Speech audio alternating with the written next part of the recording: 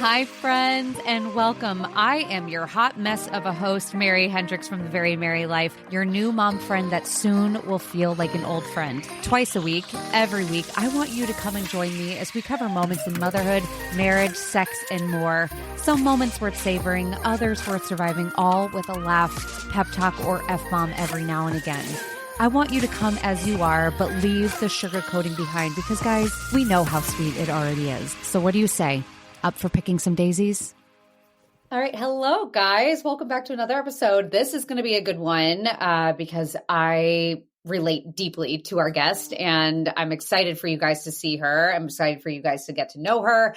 And I would be shocked if you aren't already following her if you have little ones, because I feel like your account has grown tremendously and she's such a valuable resource. And I'm going to bring her in. Her name is Melissa Minnie, and say hello. Hi, guys. Thanks for having me.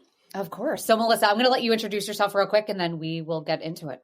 Yeah, absolutely. Okay. So I'm a speech language pathologist. I'm a mom of 3 now. I've got a 6-year-old, a 4-year-old this month, and my youngest is 10 months now, which I'm just like, my brain cannot wrap my head around that. She's almost 1. That.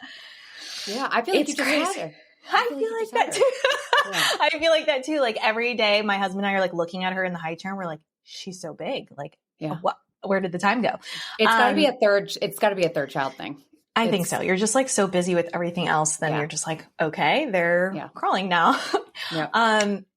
And during the pandemic, like when it first started, I had been planning on going back to work when my son was about 9 months old and then couldn't because of lockdown. So I started the Raising Little Talkers account for a couple different reasons. One, I wanted to keep my skills sharp because I wasn't seeing kids. And also there was such a need for speech therapy and so many kids were not able to attend at that time. So I wanted to give parents tips and strategies that they could do at home.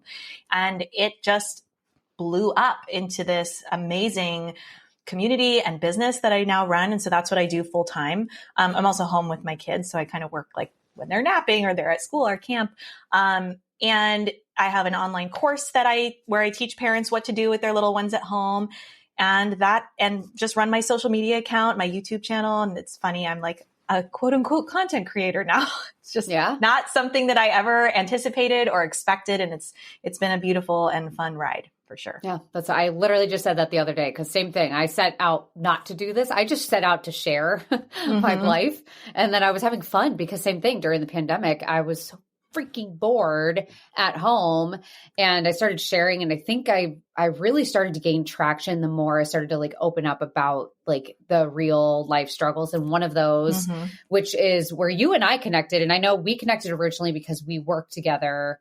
And it fit perfectly because my oldest, for anyone listening, my oldest Cassidy was speech delayed, although I feel like I should say is speech delayed still because we're still working on it. She's officially been not unaccepted. She's phased out of the IEP that she was in this That's amazing. Year. Yeah, it's great. She still needs articulation stuff that we have to work on. But she is, for the most part, all caught up, which is incredible. And she's going to be going into kindergarten. But we connected and I wanted to share it because I know how lost I felt during that time. And like you said, during the pandemic, that's when all of this was going on for us. We got her diagnosed with a speech delay at 2, or right before she turned 2. She turned 2, and then 3 months later, the pandemic hit. And then the early intervention services that we were receiving at home suddenly shifted from her coming over once a week for 30 minutes at a time with a mask on to virtual, which trying to get a 2-year-old to sit on an iPhone was absolutely never happening. Yeah. And the speech therapy office that we were using completely shut down. And I was lost. And like, you have a slew of emotions that it's just, you didn't anticipate. 100%. 100%. Yeah. So with that and getting on, and that's why I wanted to bring Melissa on, is I know when I've shared about this on my account and everything, I've had a lot of parents reach out to me that are in very similar predicaments. Either they're suspicious of their child having a potential speech delay and they don't know where to go, or their child does have a speech delay and they're kind of navigating that. Or they are in the early stages of parenthood where their babies are brand spanking new, but they're trying to figure out how to implement strategies that way they can hopefully, sidestep away from having a speech delay. Mm-hmm. And I think that's why I think today's conversation is going to be fabulous. Great. I'm excited. Awesome.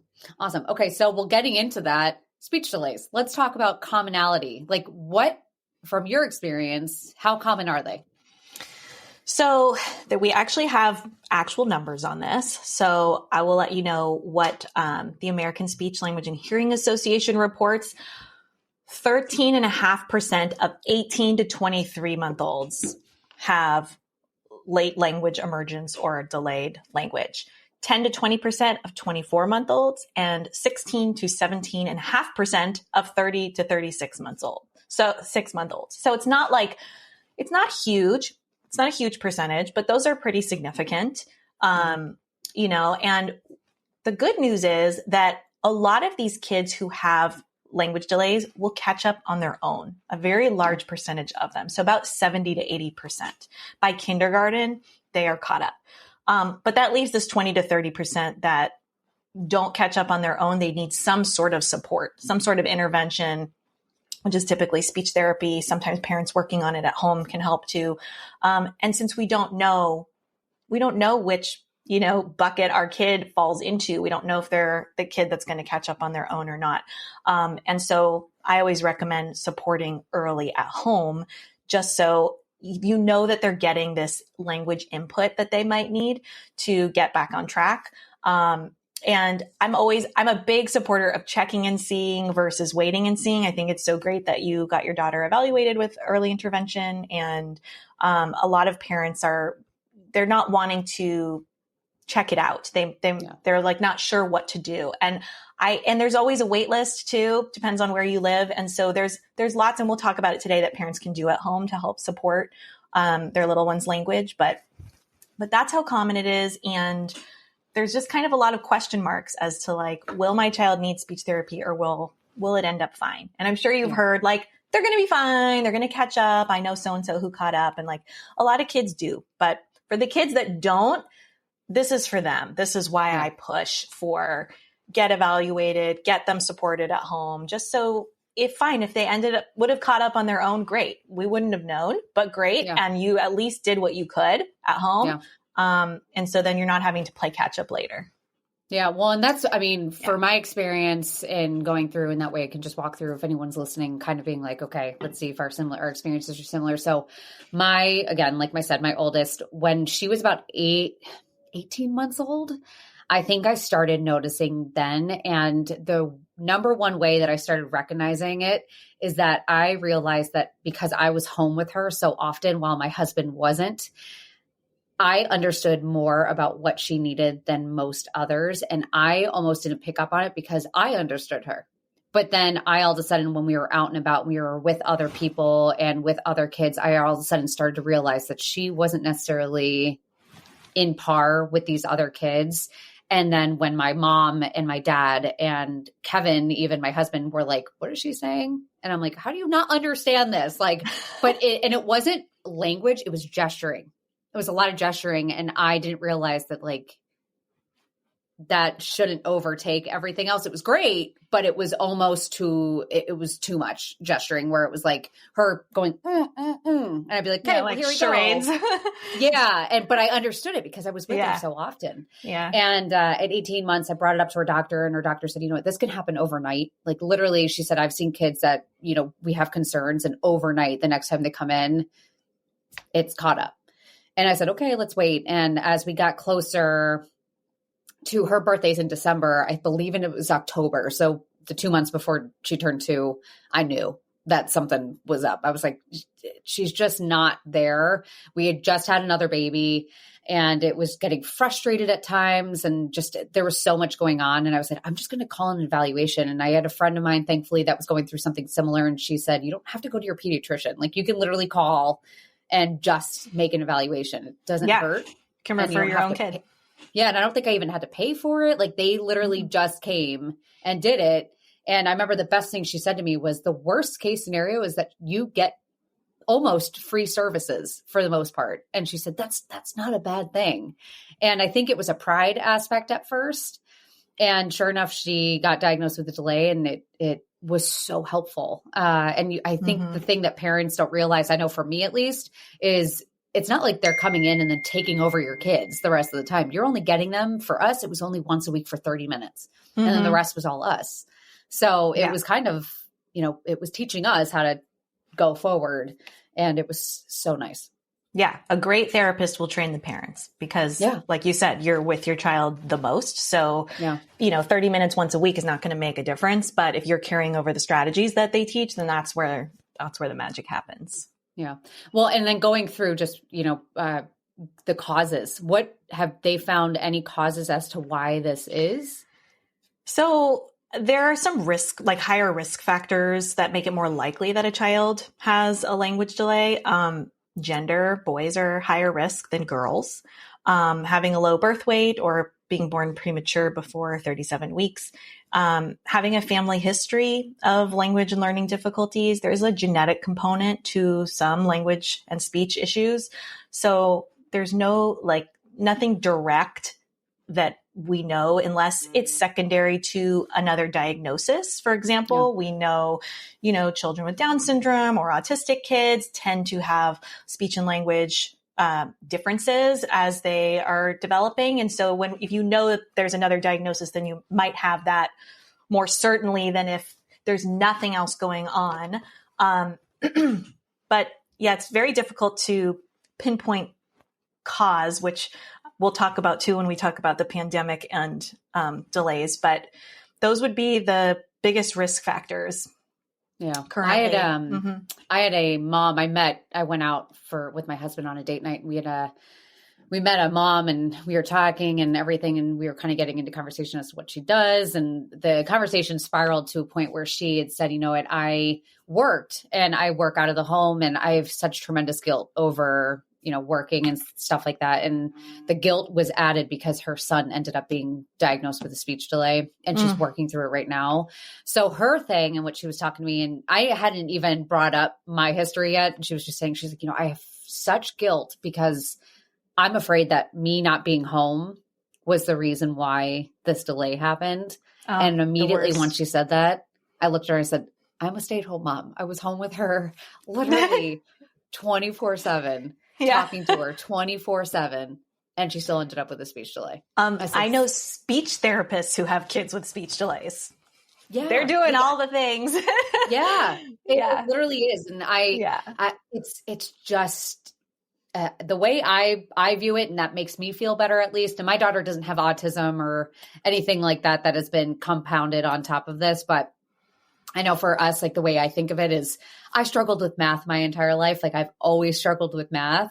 It's just one of those things that my brain doesn't click on right away. And I needed that little extra push. And that's literally all it is. And I try to encourage parents that, and if you guys are listening, if you were feeling discouraged at all or wary about starting this, would you be wary about in high school your child needs a tutor for something that's how I view it. It's a tutor. It's someone else that is fine-tuned in the different intricacies of how to encourage things forward, that might be able to explain things differently that we might not know how to.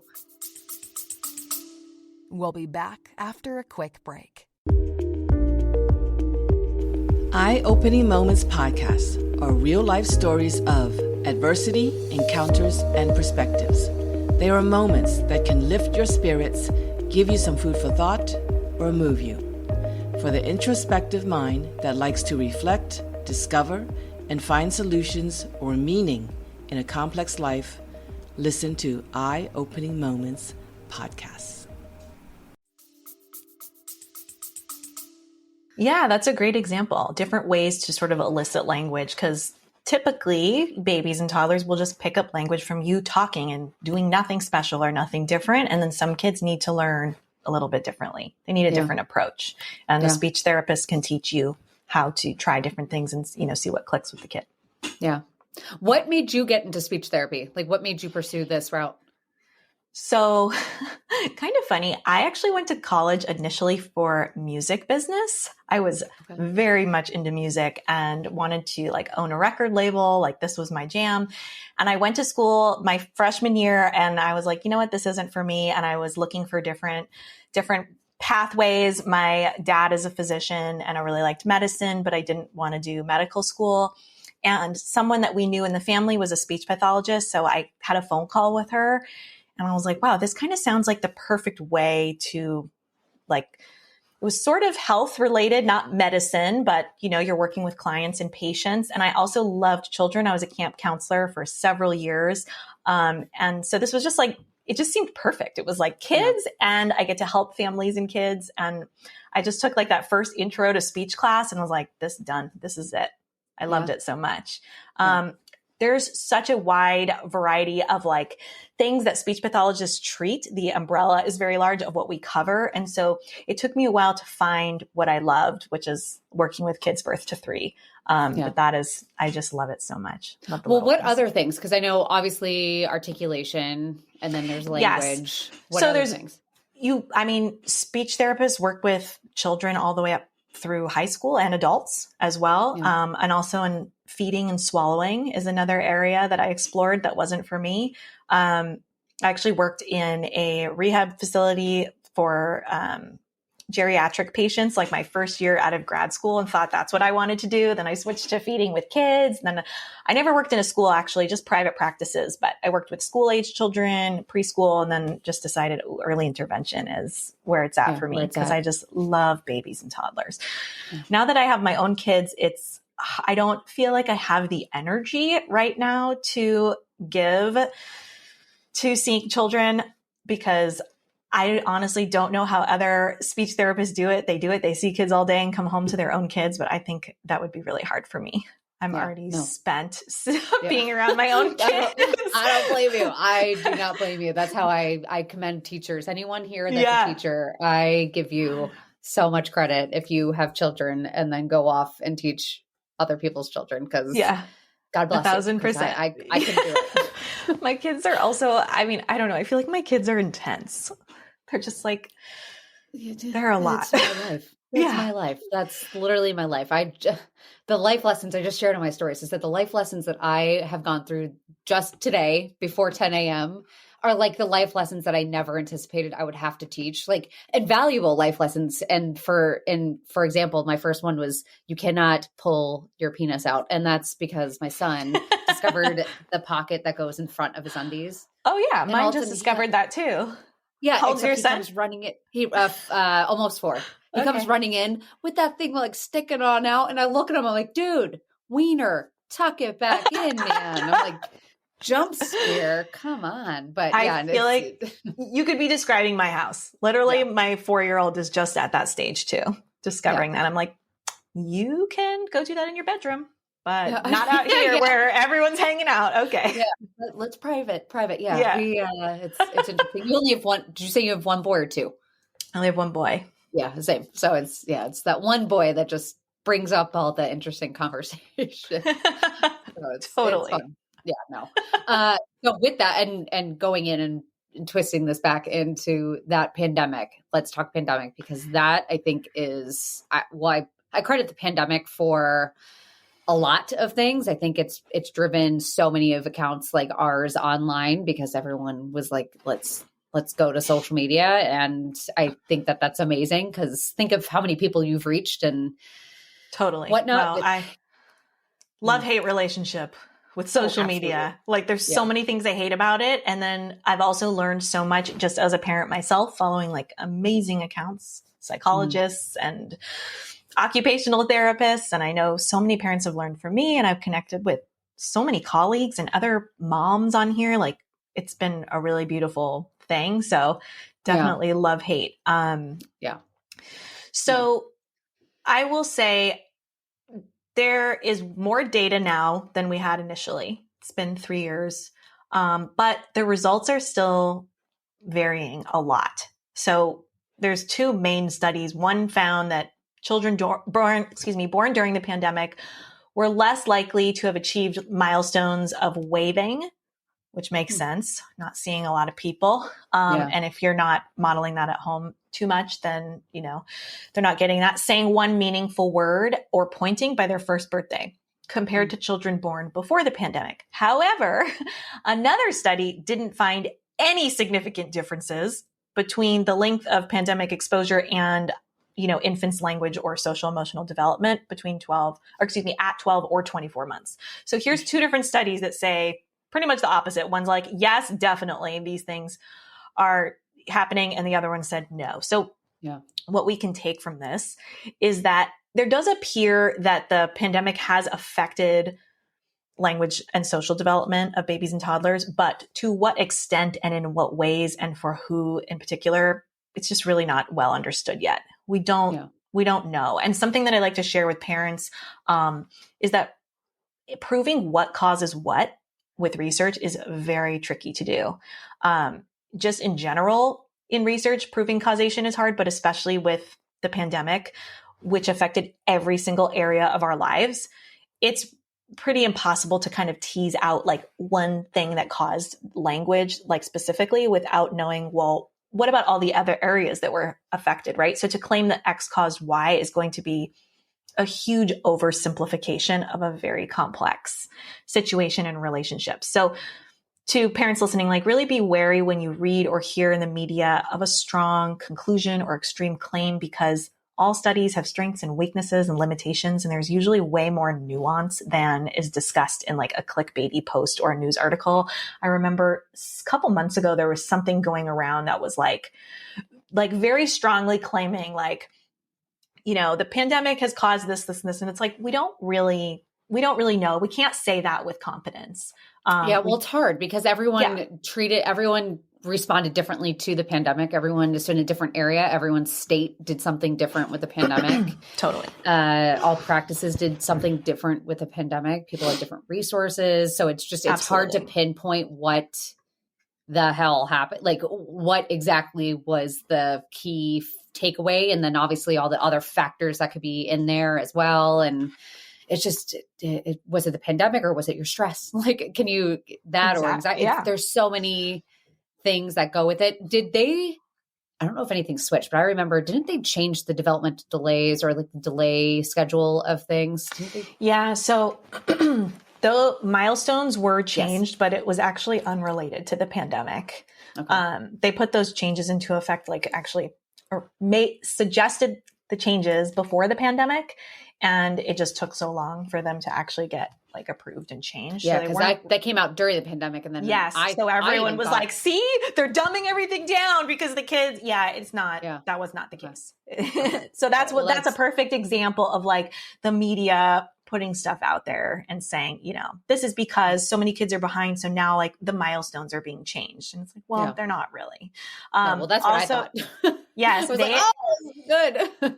You know what? So many speech pathologists and occupational therapists and physical therapists were really upset by the changes because they didn't really consult with anybody in our field, and some of the changes we don't agree with. Yeah. So, and like I know for physical therapists, they just like completely like took off crawling as a milestone, and physical therapists are like, crawling's really important, actually. You can't just, so I wouldn't just go by the CDC alone, but I like to tell parents, you know, Mayo Clinic and pathways.org are two really great resources as well. And I kind of say, look at a couple different places and don't just only put all your eggs in the CDC basket. The World Health Organization also has some good resources too. Yeah, that's good to know. Only because I saw that and I remember when it came out and I was like, why would they get rid of certain stuff? And I was like, some of that stuff is so important for just, I mean, it might not. I've known plenty of kids, like let's take crawling, for example, that don't crawl and they just immediately go to pulling to standing. And some kids are just crazy and they shoot right on up. But for some people, that is an important thing where if you notice that your kid is not crawling, they might just be like, oh, it's fine. It says it's not important. I'm not going to stress. And then it could be a big deal. Right. So, it's not being explained, I think, enough. Like my son haven't actually had a gross motor delay when he was younger, and he wasn't sitting up or like crawling when he was supposed to. And I noticed actually from Instagram, like seeing other kids and was like, what? That kid's the same age as him? Oh my gosh. He's not even pulling up or like doing any of this stuff.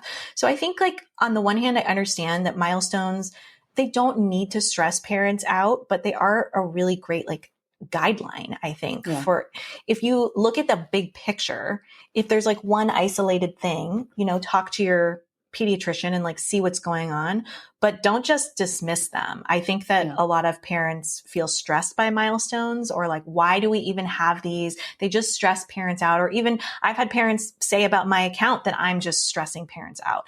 I try my absolute best to never fear monger. I don't think parents need to stress at all, but I like them to be prepared and have the tools to support.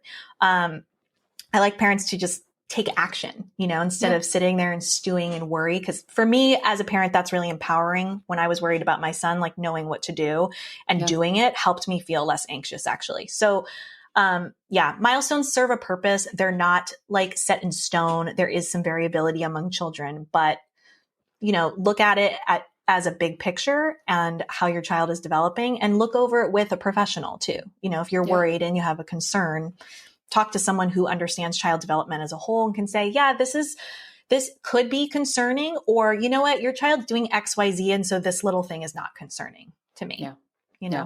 No, and I agree. I've never seen your page and like stressed out by it. I think as a parent, we're going to stress ourselves out regardless. Your content's not going to do it. I think it's exactly that. I think it's great to have resources like your page. Even I say now, because Miss Rachel wasn't a thing when I had Cassidy, my daughter. Mm-hmm. And I always tell parents, I'm like, I know it's screen time, but I'm like, Miss Rachel is fabulous. And I said, and I know she's annoying, but I said, watch her, because the things that she's doing are actually incredibly valuable pieces of information for you as a parent. And I said, I wish I had that. It's not to stress you out and make you think that something's off. It's that way you know what to do in that situation, because it is a really sucky feeling when you feel like you are never going to get there. You feel like your child will never get anywhere, and every thought is going to go through your head, every thought, and you're going to blame yourself. And you're going to blame everyone else. And you feel helpless. Yeah.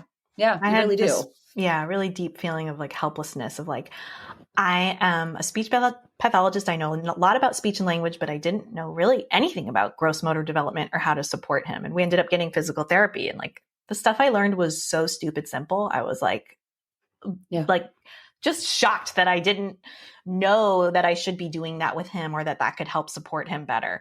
But I will say for everybody that parents do not cause delays. Like in extreme cases of abuse and neglect, yes, that can happen. But for like the average parent doing their best, your child's delay is not your fault. And there are things we can do to help support them, but we are definitely not the cause. So I got to let go of that guilt. Well, I remember, so like I said, I brought up the working mom that brought up her concern, but I also remember when Cassidy was I think she might've been recently diagnosed with a speech delay. I can't remember, but I remember us being out and she tried communicating. There was someone else with us, or not someone else watching, like us around. And she brought something up about Cassidy, and I ended up explaining to her that she was speech delayed of some sort. And she brought up something I think it was about her grandson who's bilingual.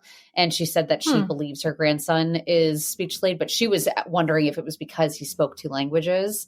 And I don't think that's true. Is that not true? It's not true. It's one of those common myths that I actually just responded to somebody's comment this morning that I'm so glad I saw it, because I miss a lot. And it was just, parents come to these conclusions because they hear it from family members, or they read about it online, or just they kind of deduce that that's the case, even though there's nothing backing it up. But one of them is that learning 2 languages is going to confuse children.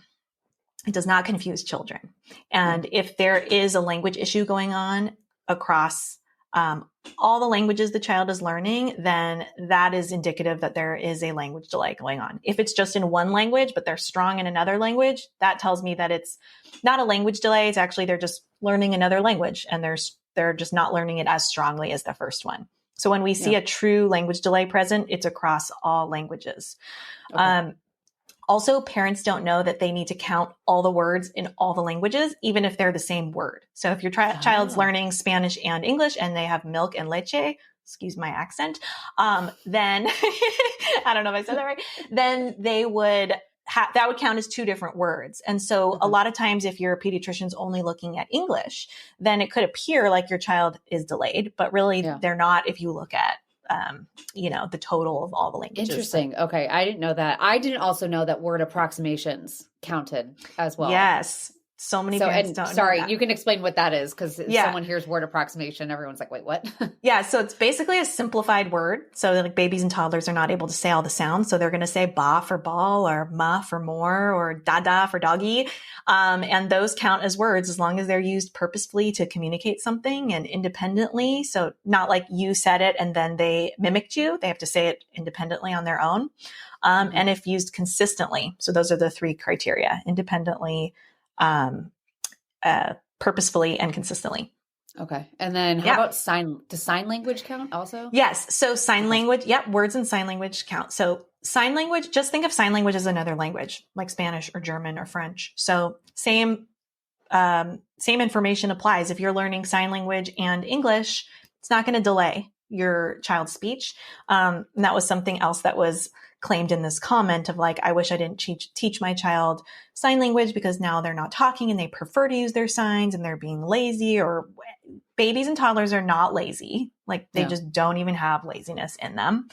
And signs, actually, the research shows that signing and speaking helps improve spoken language. So it's not delaying things. If you find your child is like taking off with sign language, like they're using new signs every day, combining signs into like short phrases, but they're not talking, then that's usually indicative that there's a hearing issue going on or a speech issue. Because something I like to explain to parents is speech and language are two different things. Speech is like the actual physical production of the speech sounds, and language is actually the words we use, our vocabulary, and how we use them to communicate. So a child that's using sign language is literally using language with no speech. Yeah. And if they're using speech and language together, it's tricky because for English and German and other spoken languages, they're very intertwined. But a child who is excelling in sign language, their language skills are taking off and their speech is not catching up. So that would usually mean to check that out. Yeah. Yeah. For my daughter, Cassie, she both struggled in expressive and receptive language. So it was communicating and understanding, for anyone that's kind of wondering what that is. And then articulation piece, that would be the speech portion, which we're still working with a private speech therapist at this point for articulation stuff. A lot of that we're not going to be able to address. Unfortunately, she's a really tremendous underbite. So a lot of it is like affecting the tongue and stuff like that we're not going to be able to address until she's older with jaw stuff. But that's fun. I know. I'm like dreading all of that. Once she gets a little bit older, we have to figure out that stuff. My daughter. Go ahead. Go ahead. No, you got it. Go ahead. I was just going to say my daughter has what's it called? Crossbite. It's like that? The jaw's like, it's like slightly to the side. It's not very noticeable, but we took her to the dentist for the first time. And so they're like, oh, she's going to have to get an expander. And I'm like, oh my gosh. Bills.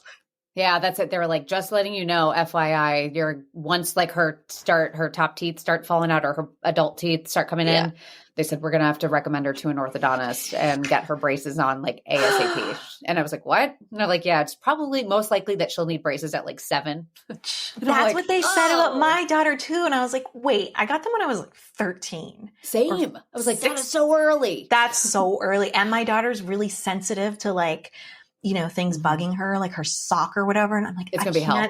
It's going to be hell. I can't even imagine. We'll be in it together. It's going to be awful. But that, and then they're like, just FYI, and then hers is pretty severe. Like her underbite's pretty severe, where they said even potentially surgery, where I'm like, oh, Jesus Christ. And I'm like, okay. Well, I was like, Kev, how's your health insurance? Like, you might have to keep on working. I was like, oh Lord. Cause he's a police officer. So he gets like really good health insurance, but I'm like, you might have to stay. Don't retire. Oh yeah. But, actually with that, cause I talked to our speech therapist about this and I'm curious to see your thoughts. Tongue ties. Do you believe tongue ties have an issue with speech? No, not really. So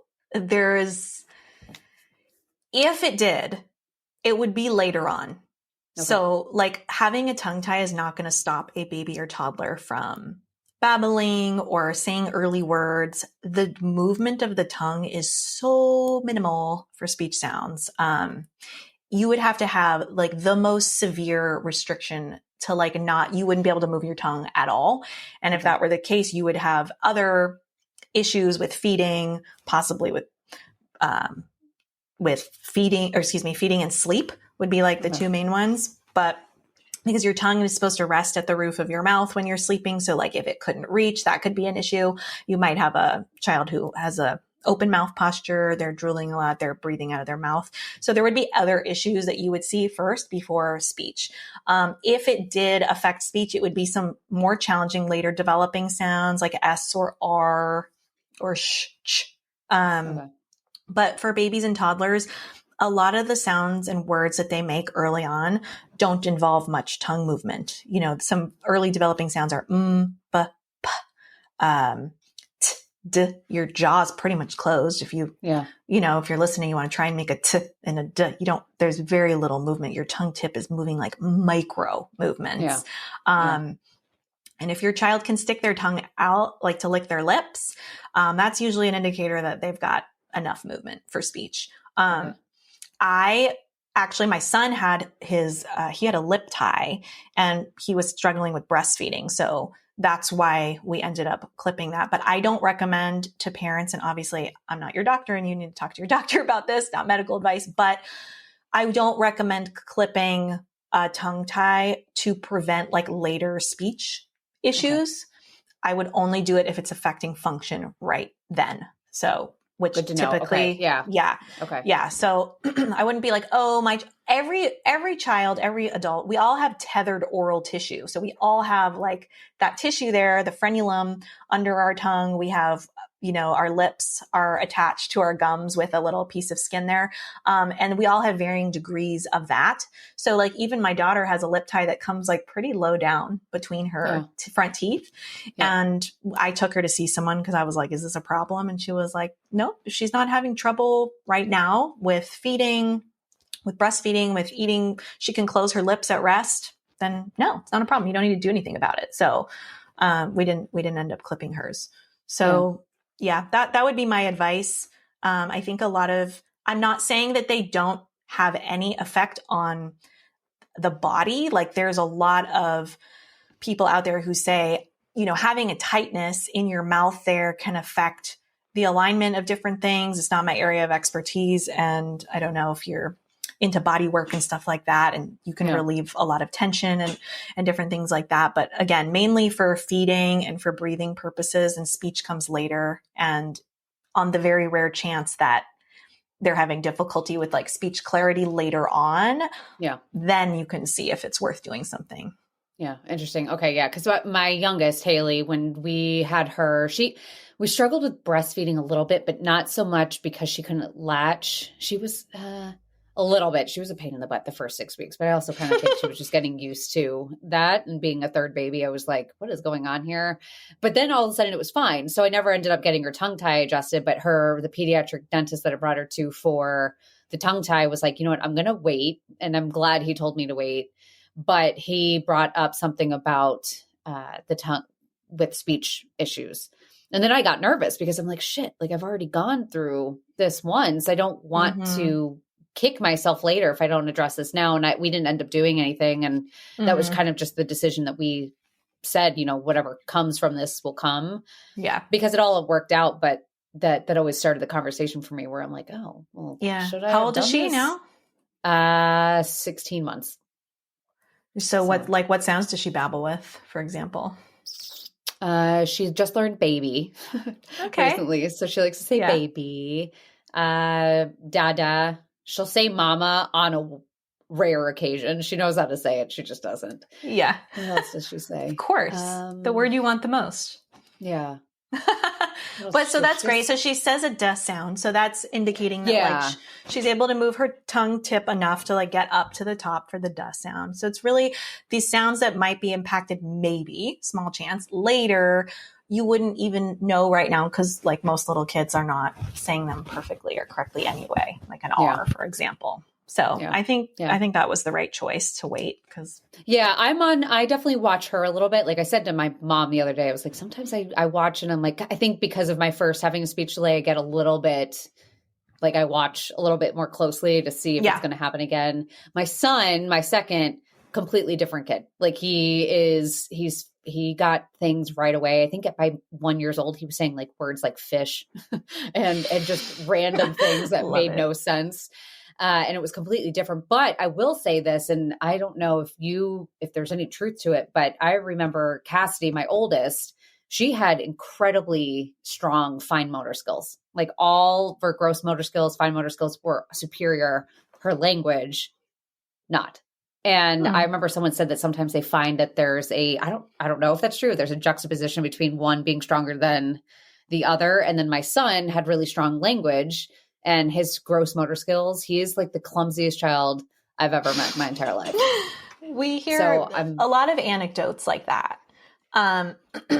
The research actually shows that kids who have like strong gross motor, who are more mobile, tend to have better language because what the study discovered is that kids who move around more, who are either crawling or walking more, they are getting more and different language input from their parents.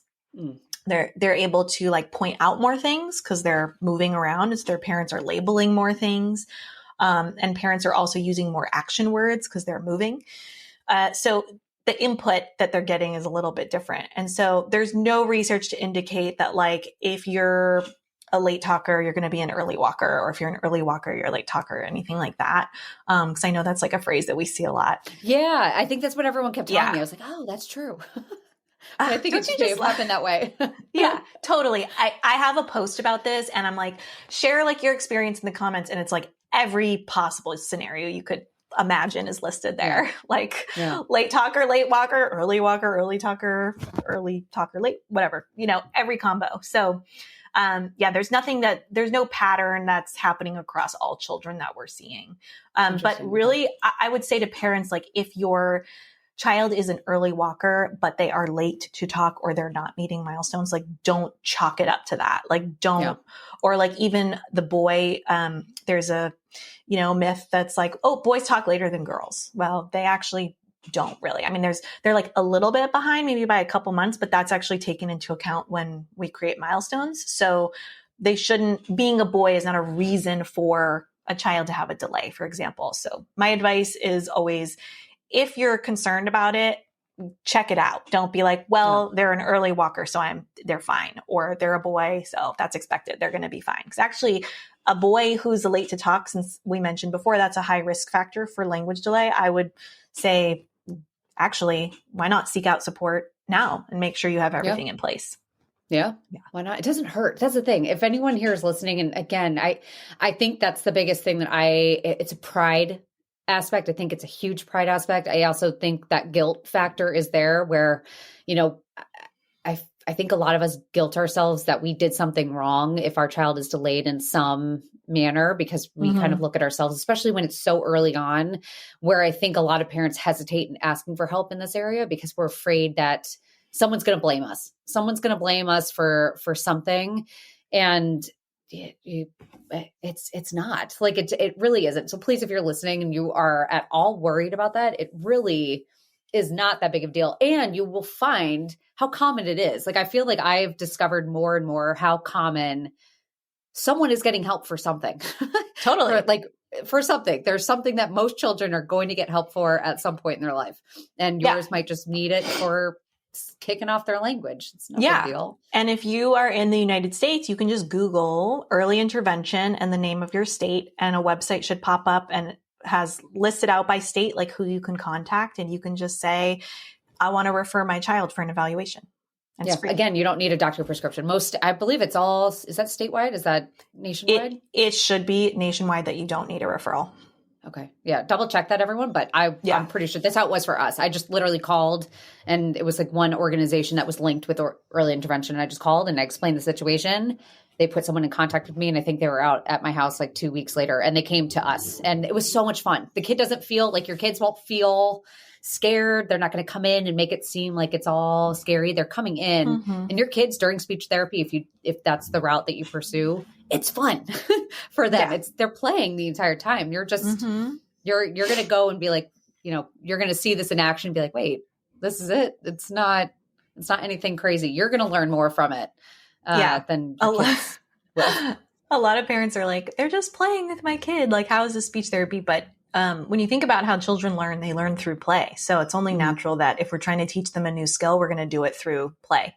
Older kids, it could be more like table activities and flashcards and you're like drilling. But for the younger ones, it's all play based. And we're, incorporating our strategies into play and we're probing and seeing, what can they do? How much cueing or prompting do we need for them to do the skill? And then pulling it back to see how far they can go independently before they need our support. So there's a lot going on. It's not just playing.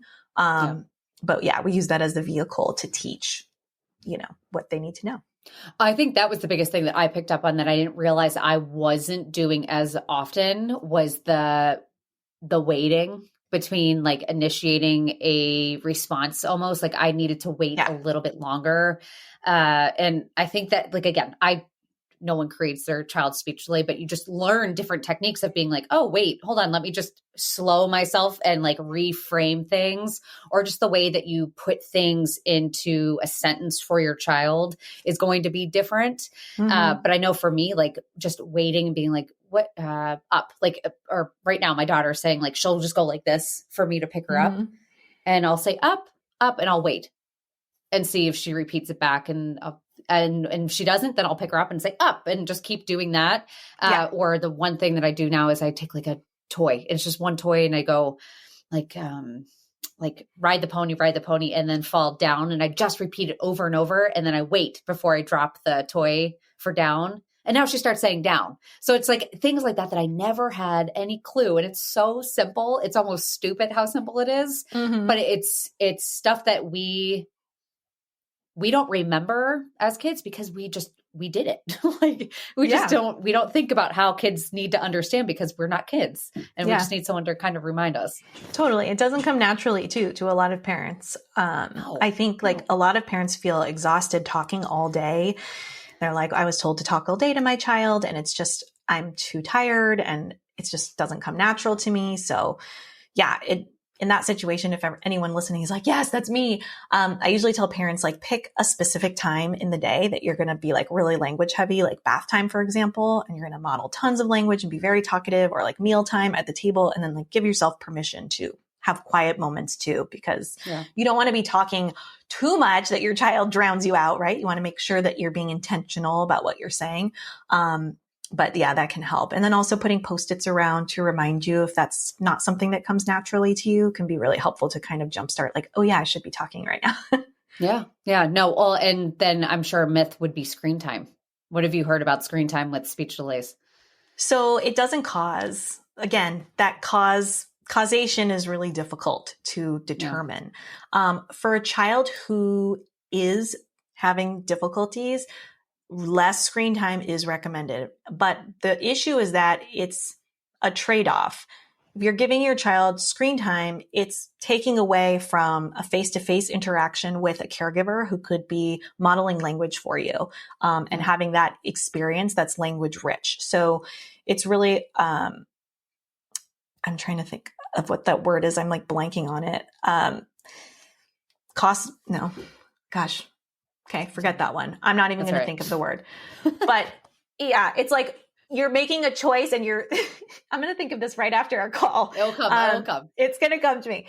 But anyway, the main thing is that you don't want to be giving screen time too much because then your child is missing out on these other opportunities for language development. So that's the biggest issue. So obviously we all need to use screen time to some degree for our sanity, because we got to get stuff done, like no shame in that. Just know if your child does have a delay that you really are going to want to balance that out with some really strong language boosting moments together, which, you might have learned in speech therapy, like what to do with your daughter so that, when she wasn't watching a screen, you knew that like during bath time, like you were giving her that stimulation that she needed. So I think it's mostly an issue when they're not getting any other type of stimulation or not enough. Which no people are doing. Like not many people are doing that. Again, I think like you said, like no one is causing their child speech delay unless you are literally refusing to speak to your child and just putting a screen in front of them all day for every hour of the day. Like that's impossible to do. Like I put on the screen for my kids and my kids watch maybe 5 minutes and then walk away because they I know you're like, please watch more. Yeah, sit down. Yeah, sit down. Watch this show. No, you know what?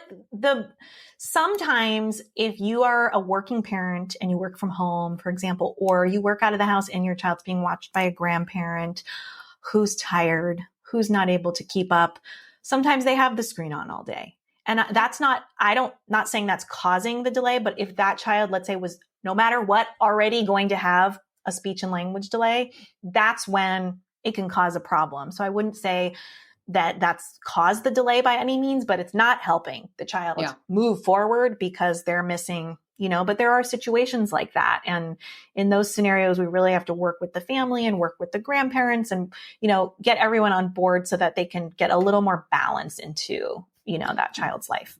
Yeah. And that's definitely a big portion. I know like that was, my parents were always better at getting words out of Cassidy than I was. Really? They're always, And I don't know if it's because of an excitement factor of like, it's grandma and it's grandpa. And they were just, my kids love their grandparents. So when they're with them, they are like extra attentive and extra focused on them. But my parents were always able to get them to repeat things. Like my mom is the one that got Haley to say baby. And I was like, how the hell did that happen? Yeah. And she's like, I don't know. And I was like, oh, well. But it's, awesome. it's definitely a group thing. So again, if your child is involved in this, I will say that it's definitely a support system thing. Everyone has to be on board for pushing forward. It's a lifestyle change. It literally is. It's a lifestyle change. So it's a repetition and consistency game.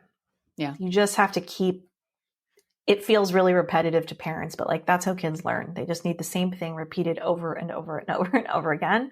And for some kids that takes longer than other kids, but you want to get all family members on board so that they're getting it from every angle, or even daycare, wherever your kids are. Yep. Yeah. Awesome. I feel like we could talk about this all day because I think it's so intriguing.